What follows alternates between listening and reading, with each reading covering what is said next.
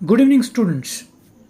Today I am going to discuss another important topic from English grammar, that is participle.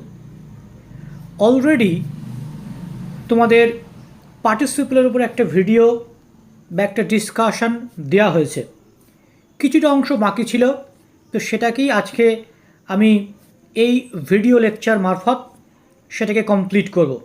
সেই কারণে এখানে participle দেওয়া আছে এবং ফাইনাল পার্ট এটা দেওয়া আছে। পার্টিসিপলের যে অংশগুলো রয়েছে আমি আগের দিন তোমাদেরকে বলেছিলাম যে অংশগুলো, যে রুলসগুলো রয়েছে সেগুলোই আজকের এই ক্লাসে আমি ওয়ান বাই ওয়ান সেগুলো ডিসকাস করব। So without wasting time let's start.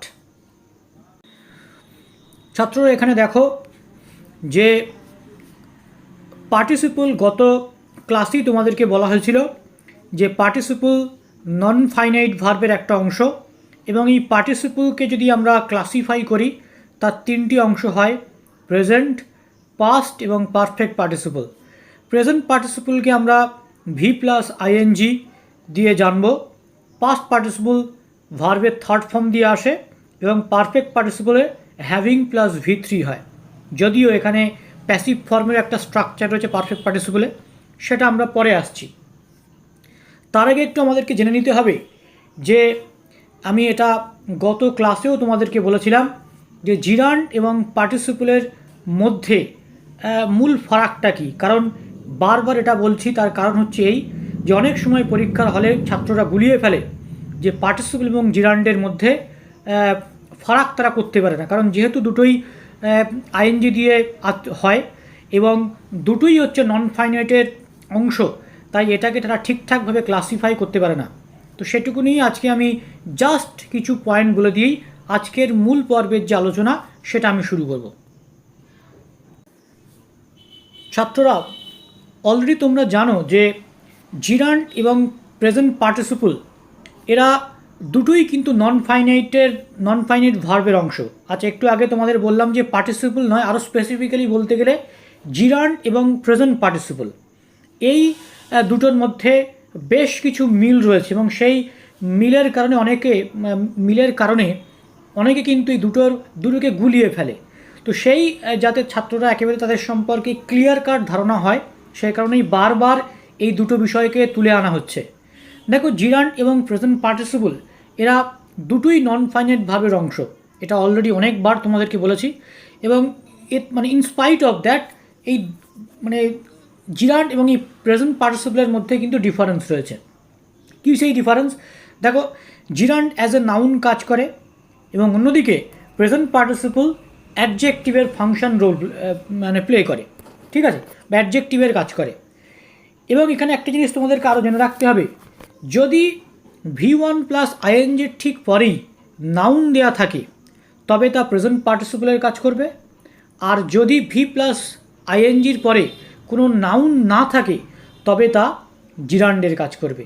আরও একবার বলছি, যদি ভার্বের ফার্স্ট ফর্মের পরে আইএনজি থাকে এবং তার ঠিক পরে নাউন দেওয়া থাকে তবে তা প্রেজেন্ট পার্টিসিপলের কাজ করবে, আর যদি তা V1 প্লাস আইএনজির পরে কোনো নাউন না দেওয়া থাকে তবে তা জিরান্ডের কাজ করবে। এবং প্রেজেন্ট পার্টিসিপলের ক্ষেত্রে তোমরা জানো যে বারবার বলা হয়েছে সেটা হচ্ছে অ্যাডজেক্টিভ, এবং জিরান্ডের ক্ষেত্রে নাউন, ঠিক আছে। এই দুটো বিষয় কিন্তু অবশ্যই তোমরা বারবার বলছি, এই দুটো বিষয়ে কিন্তু কখনোই গুলিয়ে ফেলবে না। আচ্ছা স্টুডেন্টসরা, এরপর দেখো একেবারে আমরা আজকের আলোচনার মূল পর্বে চলে এসেছি, এবং এখানে রুল 1, রুল 2, রুল 3 এরকম করে পরপর করে দেওয়া আছে প্রেজেন্ট পার্টিসিপল সম্পর্কে একেবারে ক্লিয়ার কাট, যাতে তোমাদের কনসেপ্টটা থাকে বা কনসেপ্টটা যাতে একেবারে ক্লিয়ার হয়, সে কারণেই এখানে রুল করে দেওয়া হয়েছে। দেখো, যদি ইনডেফিনিট আর্টিকেল এ অর অ্যানের ঠিক পরে কোনো ব্ল্যাঙ্ক দেওয়া থাকে তবে সেখানে প্রেজেন্ট পার্টিসিপলের ব্যবহার হয়, এবং সেটি অবশ্যই অ্যাডজেক্টিভের রোল প্লে করবে।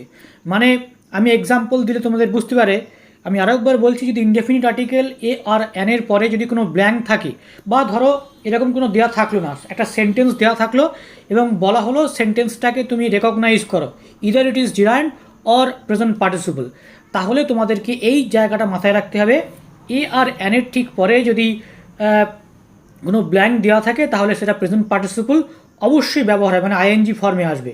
আমি তোমাদেরকে এক্সাম্পল দিচ্ছি। দেখো এখানে যে এক্সাম্পলটা রয়েছে, the girl had an dash fish, এবং এখানে 4টে অপশান দেওয়া রয়েছে। একটা হচ্ছে ইন্টারেস্ট, 2 নম্বর দাগে আছে টু ইন্টারেস্ট, 3 নম্বর দাগে ইন্টারেস্টিং, 4 নম্বর দাগে হচ্ছে ইন্টারেস্টেড।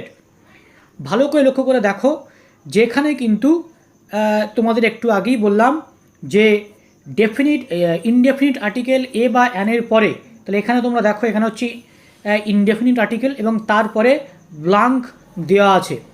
তাহলে এই 4টের মধ্যে কোনটা হবে? একদমই তোমরা ঠিক ধরেছ, প্রেজেন্ট পার্টিসিপল। প্রেজেন্ট পার্টিসিপলের কনসেপ্ট কী বা স্ট্রাকচার কী?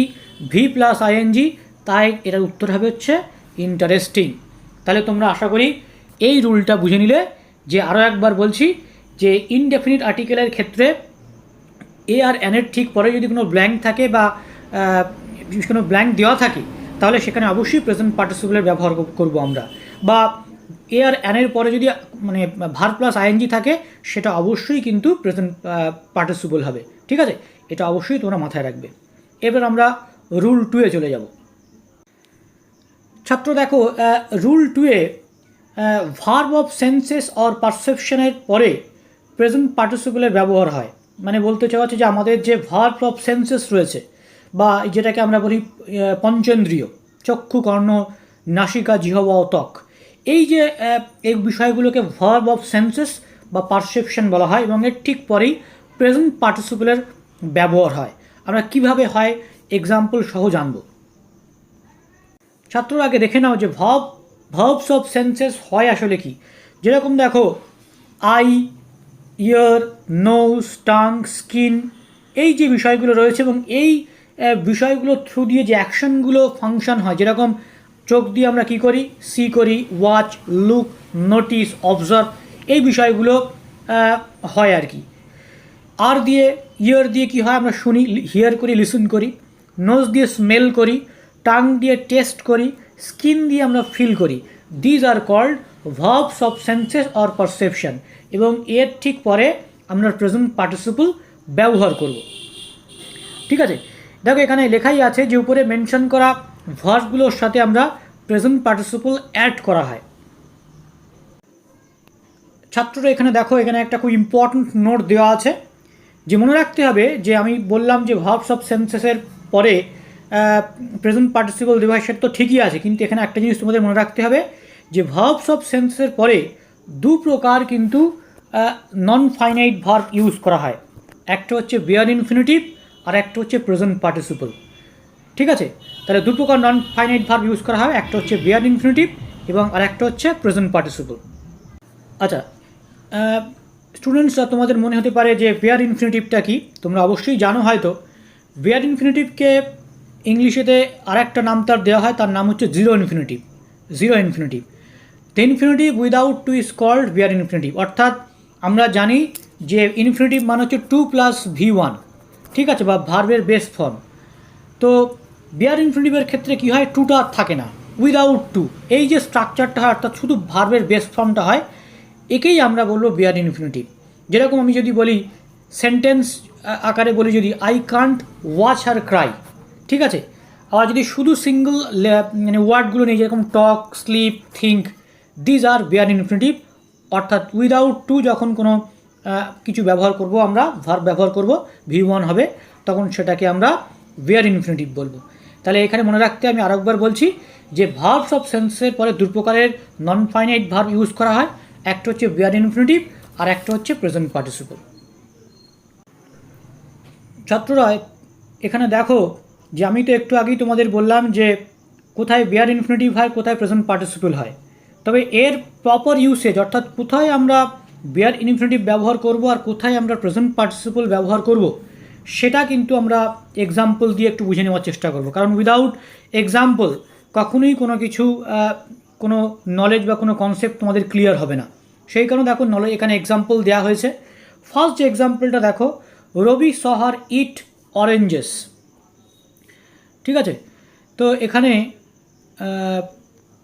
রবি স হার ইট অরেঞ্জেস, এখানে দেখো,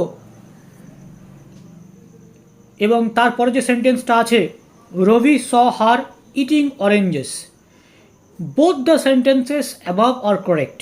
এই যে দেখতে পাচ্ছ যে দুপুরের দুটো সেন্টেন্সেই কিন্তু কারেক্ট আমরা বলবো, কোনো ভুল নেই, ঠিক আছে।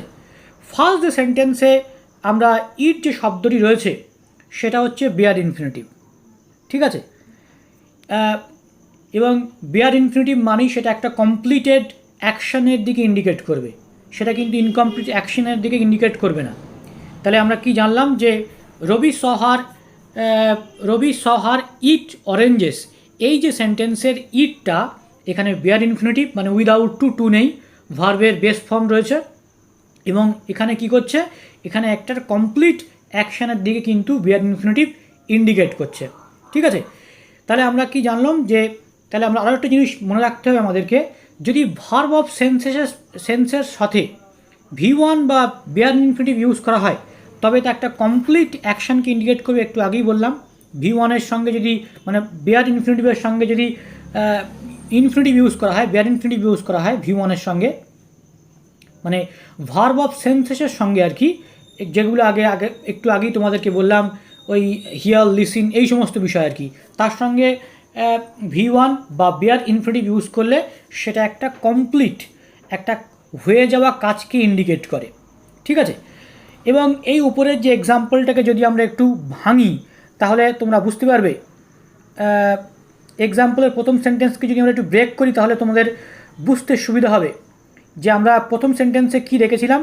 প্রথম সেন্টেন্সে দেখেছিলাম যে রবি স হার ইট অরেঞ্জেস। তাহলে এই সেন্টেন্সটাকে যদি আমি ব্রেক করি তাহলে তার কী সেন্টেন্সটা দাঁড়াবে, Rabi saw that she ate oranges. তাহলে এটা দেখো, Rabi saw that she ate oranges, এবং এই যে এট কথাটা এখানে কিন্তু একটা কমপ্লিট অ্যাকশানকে ইন্ডিকেট করলো, এবং অবশ্যই এটা বেয়ার ইনফিনিটিভের এক্সাম্পল, কারণ এখানে ভার্বের বেস ফর্মটা আছে এবং উইদাউট টু আছে। তাহলে আমাদেরকে ভার্ব অফ সেন্সের পরে যে দু প্রকার নন ফাইনাইট ভার্ব হয় তার মধ্যে বেয়ার ইনফিনিটিভের পার্টটা আমি তোমাদের সঙ্গে আলোচনা করলাম। স্টুডেন্টসরা দেখো যে সেকেন্ড সেন্টেন্সে জিটিং শব্দটি রয়েছে, যেটা আমি তোমাদের একটু আগে বলেছিলাম যে রবি স হার ইটিং অরেঞ্জেস। এই যে ইটিং শব্দটা এটা কিন্তু এখানে প্রেজেন্ট পার্টিসিপেলের বেশি ইউজ হয়েছে, এবং ইটিং এখানে কিন্তু একটা চলমান ঘটনাকে ইন্ডিকেট করছে। ইট indicates an action that is going on, অথবা অ্যাকশন ইজ ইন প্রগ্রেস, ঠিক আছে। একটা চলমান অ্যাকশনকে কিন্তু ইন্ডিকেট এখানে করছে, এটা আমাদেরকে মাথায় রাখতে হবে, ঠিক আছে। এবার যদি আমরা ভার্ব অফ সেন্সের পরে, ঠিক যেটা বেয়ার ইনফিনিটিভের কথা বললাম, এখানে যদি প্রেজেন্ট মানে পার্টিসিপেলের ক্ষেত্রে যদি ভার্ব অফ সেন্সেসের সঙ্গে আইএনজি বা প্রেজেন্ট পার্টিসিপল অ্যাড করা হয় তবে তা কাকে ইন্ডিকেট করবে, এমন একটি অ্যাকশনকে ইন্ডিকেট করবে that is going on over a period of time. অর্থাৎ এখানে কিন্তু বেয়ার ইনফিনিটিভের মতো কমপ্লিটেড অ্যাকশনকে ইন্ডিকেট করছে না, আইএনজি মানেই কিন্তু সেখানে বুঝতে হবে একটা চলমান অ্যাকশনকে ইন্ডিকেট করছে, অথবা an action that is going on over a period of time, ঠিক আছে। তো এবার যদি আমরা অপরের সেন্টেন্সটাকে, যেটা একটু আগেই তোমাদেরকে বললাম যে রবি স হার ইটিং অরেঞ্জেস, সেটাকে যদি আমরা ব্রেক করি তাহলে দেখো এখানে কী হবে, কী লিখবো আমরা, Rabi saw that she was eating oranges. তাহলে এখানে এই যে ইটিং কথা রয়েছে এটা কিন্তু কমপ্লিট অ্যাকশন নয়, বরং অরেঞ্জেস ইটিং এই যে ব্যাপারটা সেটা কিন্তু একটা কন্টিনিউয়াস প্রসেস বা একটা প্রগ্রেস, মানে সেটা চলছে, চলমান, সেই অ্যাকশনকে কিন্তু ইন্ডিকেট করছে।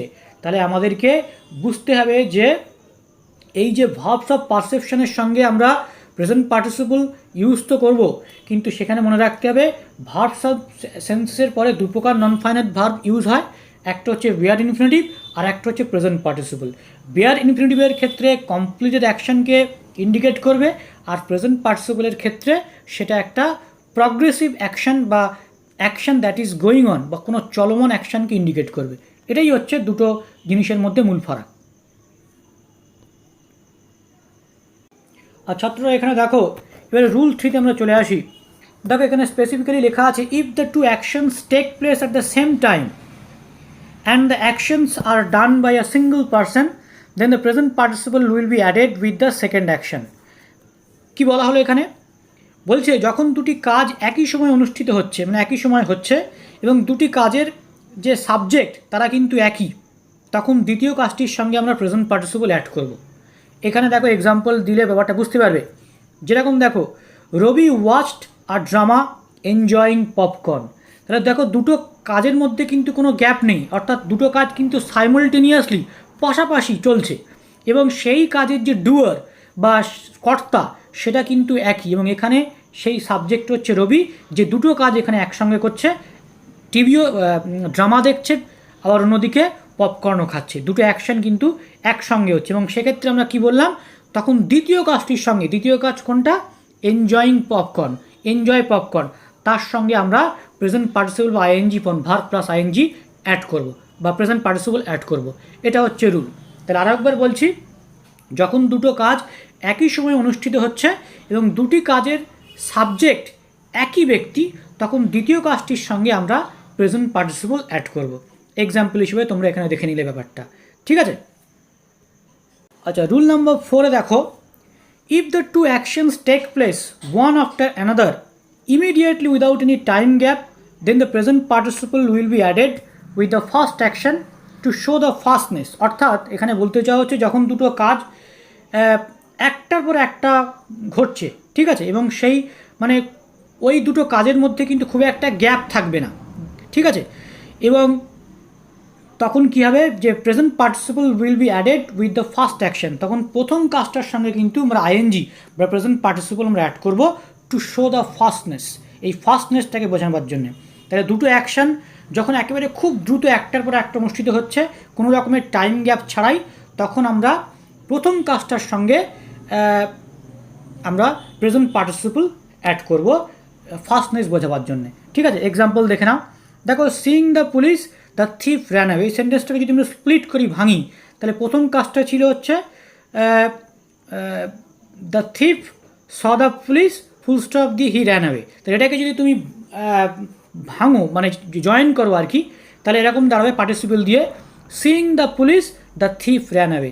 দেখো, প্রথমে চুরিটা দেখলো এবং তার সঙ্গে ঠিক তার চোরটাকে, মানে পুলিশকে দেখেই সে কিন্তু পালালো। অর্থাৎ দুটো কাজের মধ্যে বিশাল বড় কিন্তু গ্যাপ নেই, একেবারে খুব গ্যাপটা খুব সামান্য এবং ফাস্টনেস রয়েছে। এবং এরকম ক্ষেত্রে আমরা প্রথম এক কাজটার সঙ্গে আমরা প্রেজেন্ট পার্টিসিপল অ্যাড করব। এখানে প্রেজেন্ট পার্টিসিপল দেখো, এখানে তোমরা এই যে সিইং রয়েছে, প্রেজেন্ট পার্টিসিপল যেহেতু আমরা সিইং দ্য পুলিশ, এটা হচ্ছে ফার্স্ট অ্যাকশন ছিল, এবং র্যান অ্যাওয়ে এটা হচ্ছে সেকেন্ড অ্যাকশন ছিল। তাহলে আমি কি বলেছিলাম, যে যদি আমাদের দুটো অ্যাকশন মধ্যে কোনো টাইম গ্যাপ না থাকে, তাহলে ফার্স্ট অ্যাকশনের সঙ্গে আমরা প্রেজেন্ট পার্টিসিপল অ্যাড করব, ঠিক আছে, ক্লিয়ার। আচ্ছা ছাত্ররা, প্রেজেন্ট পার্টিসিপল আমরা কমপ্লিট করলাম। পাস্ট পার্টিসিপলের রুলগুলো খুবই সামান্য, যত সামান্য, ঠিক আছে, সেগুলো আমরা ওয়ান বাই ওয়ান বোঝার চেষ্টা করব। দেখো, এখানে পাস্ট পার্টিসিপলের ভার্বের থার্ড ফর্ম তোমরা জানো যে V3 ভার্বের থার্ড ফর্ম ব্যবহার করা হয়, এবং এটিও কিন্তু প্রেজেন্ট পার্টিসিপলের মতো অ্যাডজেক্টিভের রোল প্লে করে। এবং পাস্ট পার্টিসিপল ইন্ডিকেটস আ কমপ্লিটেড অ্যাকশন, যেটা প্রেজেন্ট পার্টিসিপল এবং পাস্ট পার্টিসিপলের মধ্যে আগের ক্লাসেও বলেছি যে ফারাক হচ্ছে এই, একটা হচ্ছে প্রেজেন্ট পার্টিসিপল হচ্ছে প্রগ্রেসিভ অ্যাকশন, চলমান অ্যাকশনের দিকে ইন্ডিকেট করে, অন্যদিকে পাস্ট পার্টিসিপল একটা কমপ্লিটেড অ্যাকশনের দিকে ইন্ডিকেট করে। যেরকম দেখো, I have lived an interesting life. তাহলে দেখো, এখানে কিন্তু সেই কথাটাই এখানে বোঝানো হচ্ছে, ঠিক আছে, I have lived an interesting life. কিন্তু এখানে একটা নোট রয়েছে, এখানে আমাদের জিনিসটা মাথায় রাখতে হবে, the past participle is often but not always form by adding the suffix ED or ED to a verb, it can also be paired with an auxiliary verb like was, where, has and had to show that an action has been completed। অর্থাৎ সবসময় যে ভার্বের সঙ্গে যেটা বলা হচ্ছে যে ED যোগ হবে এমন কথা নয়, এটা অনেক সময় কার সঙ্গে পেয়ার হতে পারে, এটা অক্সিলারি ভার্ব যেরকম was, where, has, had এই বিষয়গুলোর সঙ্গেও কিন্তু অ্যাড হতে পারে, এটা বোঝাবার জন্য যে অ্যাকশানটা কমপ্লিট হয়েছে বা কমপ্লিটেড অ্যাকশান ইন্ডিকেট করার জন্য এগুলোর সঙ্গে পেয়ার করা হয়। যেরকম দেখো, the burn toast tasted awful, যেটা আগের এক্সাম্পলে তোমাদের দিয়েছিলাম। তো এখানে দেখো, এই যে বার্ন টোস্ট যেটা রয়েছে, এটা টোস্টটাকে ডেসক্রাইব করছে এবং অবশ্যই এটা ভি থ্রি, ঠিক আছে, ভার্বের থার্ড ফর্ম, এবং এটা কিন্তু একটা কমপ্লিট অ্যাকশানকে ডিনোট করছে, চলমান অ্যাকশানকে ইন্ডিকেট করছে না, ঠিক আছে। তাই এখানে কিন্তু এটা অ্যাডজেক্টিভে রোল প্লে করছে এবং অবশ্যই এটা কমপ্লিট অ্যাকশান আমাদেরকেও দিচ্ছে।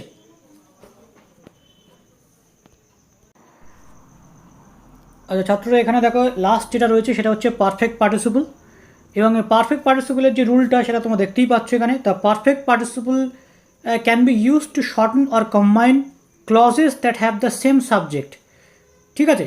আমি তোমাদের প্রিভিয়াস ক্লাসে বলেছি, যদি সেম সাবজেক্ট হয় এবং কাজ আলাদা হয়, যদি সেম সাবজেক্টটা সেম হয়, তাহলে সেক্ষেত্রে আমাদেরকে মাথায় রাখতে হবে যে ওয়ান অ্যাকশন, দেখো এখানে লেখা আছে is completed before the next action starts, তাহলে প্রথম যে অ্যাকশান যেটা হবে সেটার সঙ্গেই আমাদেরকে কিন্তু হ্যাভিং প্লাস ভি3 অ্যাড করব।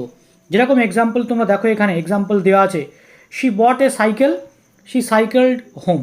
তাহলে দেখো ফার্স্ট যে অ্যাকশান, এখানে দেখো এখানে কিন্তু সাবজেক্ট একই শি, এবং প্রথম যে অ্যাকশানটা তারপর সঙ্গেই কিন্তু আমরা হ্যাভিং প্লাস ভি3 অ্যাড করেছি, হ্যাভিং বট। এবং দেখো যদি বলেছিলাম যে সাবজেক্ট যদি সেম হয় তাহলে সেক্ষেত্রে আমরা সেকেন্ড পার্টটার সঙ্গে আমরা সাবজেক্ট অ্যাড করব, প্রথমে নয়।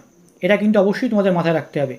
আরও এক্সাম্পল দেখে নাও, he ate dinner, he went to bed, having eaten dinner, he went to bed.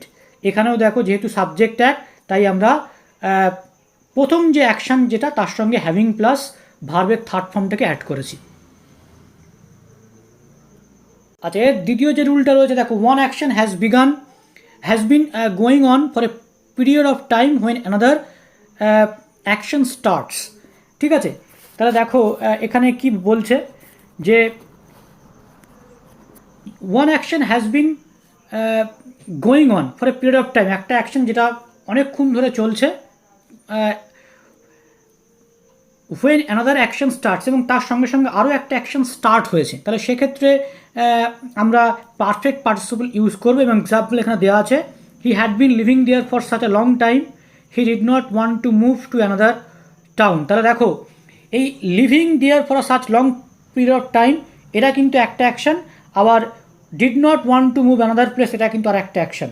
তাহলে এরকম ক্ষেত্রে আমরা দেখো এখানে করাই আছে, having lived there for such a long time, he did not want to move to another town. তাহলে এখানেও দেখো সাবজেক্ট কিন্তু যেহেতু এক, তাই হ্যাভিং প্লাস ভি3 আমরা ফার্স্ট অ্যাকশনের সঙ্গে অ্যাড করলাম। এটা কিন্তু আমাদেরকে মাথায় রাখতে হবে। ছাত্র, এখানে দেখো তোমরা পারফেক্ট পার্টিসিপলের ক্ষেত্রেও অ্যাক্টিভ এবং প্যাসিভ হয়, এবং সেক্ষেত্রে আমাদেরকে মাথায় রাখতে হবে, এটা আগেও তোমাদের বলেছি, যে অ্যাক্টিভ ভয়েসের স্ট্রাকচার হ্যাভিং প্লাস ভি3, আর যদি প্যাসিভ হয় সেটা হয় হ্যাভিং বিন প্লাস ভি3। এখানে এক্সাম্পলও দেওয়া আছে, দেখো having cooked, he said the table, এটা হচ্ছে অ্যাক্টিভ ভয়েসের এক্সাম্পল। কিন্তু এটাকেই যদি আবার প্যাসিভ ভয়েসে আমরা কনভার্ট করি, তাহলে having been cooked the food look delicious. এবং এখানে একটা জিনিস তোমাদেরকে বলে রাখতে হবে, সেটা হচ্ছে আমরা কিন্তু এখানে বিইংয়েরও ইউজ করতে পারি, এখানে কিন্তু বিইংয়েরও আমরা ইউজ করতে পারি। অর্থাৎ যদি প্যাসিভ ভয়েসের স্ট্রাকচার দেওয়া থাকে, তাহলে আমরা হ্যাভিং বিন যেরকম ইউজ করতে পারি, তেমনি আমরা বিইংটাকে ইউজ করতে পারি, ঠিক আছে। বিইং প্লাস ভি3, আর যদি মানে হ্যাভিং আমরা ইউজ করি, তাহলে হ্যাভিং বিন প্লাস ভি3, যে কোনো একটা কিছু আমরা অ্যাড করতে পারি। যেরকম দেখো এখানে having been cooked the food look delicious. আবার যদি এটাকে আমি অন্য সেন্টেন্স যদি বলি, যে ধরো having been defeated he fled, আমি একবারে প্রথম যে সেন্টেন্সটা, প্রথম ভিডিওতে যে সেন্টেন্সটা তোমাদের দিয়েছিলাম, সেই সেন্টেন্সটাকে ধরে যদি বলি, হ্যাভিং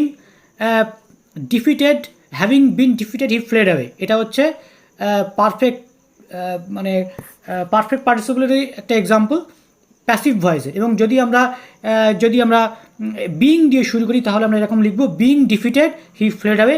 এই দুটো সেন্টেন্সই কারেক্ট।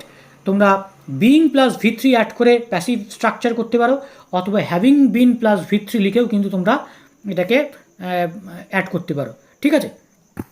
এবং এখানে আরও একটা জিনিস তোমাদেরকে বলবো, যে হ্যাভিং এর ব্যবহার যখন এটা আমরা এতক্ষণ আমরা জানলাম যে সাবজেক্ট এক হলে আমরা ফার্স্ট অ্যাকশনটার সঙ্গে হ্যাভিং প্লাস ভি3 অ্যাড করতাম, বা হ্যাভিং বিন প্লাস ভি3 অ্যাড করতাম।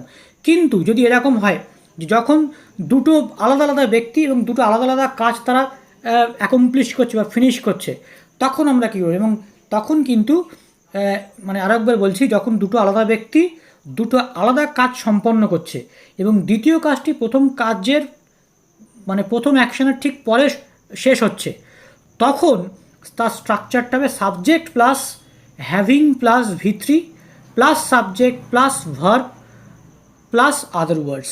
আরও একবার বলছি, দেখো আমরা এতক্ষণ জানলাম যে সাবজেক্ট এক হলে কী হয়, কিন্তু যখন সাবজেক্ট আলাদা হবে এবং দুটো কাজ সেগুলোও যদি ভিন্ন হয় এবং যদি দ্বিতীয় কাজটি প্রথম কার্যের ঠিক পরে সম্পন্ন হয়, তাহলে আমাদের স্ট্রাকচারটা হবে সাবজেক্ট প্লাস হ্যাভিং। যখন সাবজেক্ট এক থাকছিল তখন আমরা হ্যাভিংটা আগে অ্যাড করছিলাম, এখানে সাবজেক্ট আলাদা কাজও আলাদা, তাই আমরা সাবজেক্টটাকে প্রথমে নিয়ে এলাম, subject plus having plus V3 plus subject plus verb plus other words. যেরকম এক্সাম্পল দেখো, the sun having risen the fog disappeared.